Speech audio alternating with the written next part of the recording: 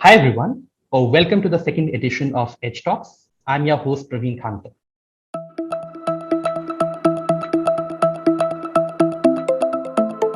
Because both of you are here and I know how deeply you've thought about the equity within the education system, I also just want to take a step back, right? And almost, at least for me and a lot of other commentators have written about it, pandemic has just been a revelation of the deep inequity within a system.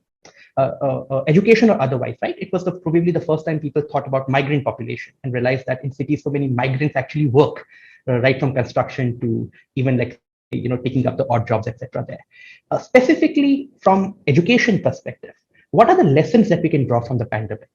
And if not the pandemic per se, we know that similar instances are going to happen in the future.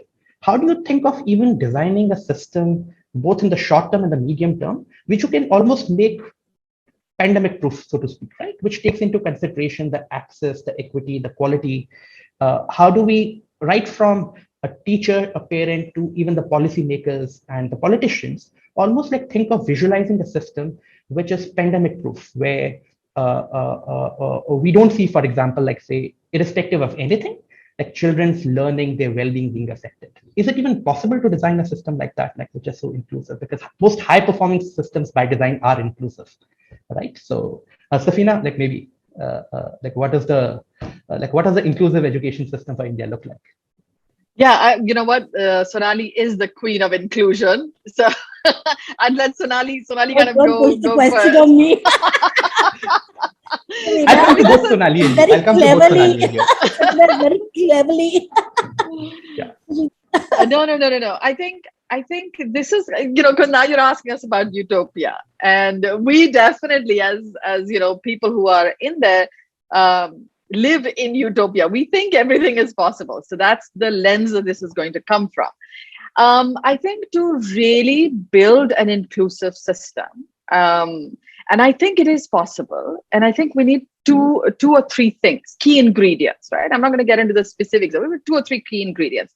And I think the pandemic may make it possible, because the biggest thing that's happened is that we're all seeing that till now we've just been sticking, band-aids on a bullet wound, right? As far as the education system is concerned, when everybody's just coming and putting their little different kind of a band-aid, thoda upar, thoda niche, thoda side pe or whatever, but it's a damn bullet wound, right? And suddenly we're like, oh my God, the way we assess our children needs to be rethought. Oh my God, how much money we're putting into the education system needs to be rethought. So I think we're in a good place. And also I think parents and everybody over the country has realized like how hard it is to teach, how difficult it is. So I think at least we're down at the same baseline, which is great to actually be able to build on this utopia. Now, the way that we can build, the way that I see it is, I think it's money. You can't spend 3% or under 3% of your budget and expect to get to a really inclusive system. And I think we really have to, focus on that. If we focus on it, the second piece is, I think systems are very mechanical. They're training you on how to teach foundational literacy and numeracy, how to teach ABCD and phonics. They need to become more authentic. How does a teacher really engage or whatever? So I think we have to rethink that. And if we can rethink that and make it authentic versus mechanical, intervention led versus like a holistic piece, I think, and keeping the most vulnerable child at the heart of it. And I think the money, this sort of sensitization of the system, and the third piece is going to be decentralization. You just have to decentralize. But I think if we did these three things, everything else will kind of fall, and everything else we will be able to kind of build on top of it. The other things are just like the activities that you will do. But fundamentally, these three pillars need to really kind of be there. Okay. Sonali. Thank you, Safina, for starting that off. I think, the utopia really, personally for me, especially being the space of inclusion, is that learning becomes a spectrum, right? We this whole graded outcomes, this fight to reach XYZ, at one level is not reality. Even before pandemic, it was never a reality. So can we rethink of a more integral system, which really is a learning spectrum, and every child's ability is respected on that spectrum? While it sounds very utopian, of course it does, but it's not very difficult to achieve. It's not something that is completely, because that's reality. Every child is moving at their own ability. Each child is almost like a ladder system, where you're saying that children will move from X to Y, and somebody may move 2 steps up and somebody 8 steps up, and that's absolutely fine as long as there's movement on that spectrum.